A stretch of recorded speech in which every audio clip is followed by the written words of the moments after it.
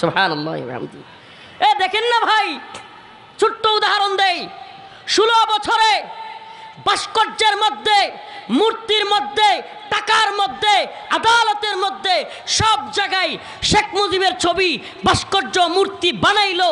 এমনকি police, RAB, BDR, army সকল সেক্টরে বিশেষ বিশেষ দিনগুলোতে তাদের এখানে বুকের মধ্যে বল্টু লাগাইয়া শেখ মুজিবের ছবি লাগাইতে বাধ্য করলো, বইয়ের মধ্যে শেখ মুজিবের ছবি লাগাইতে বাধ্য করলো।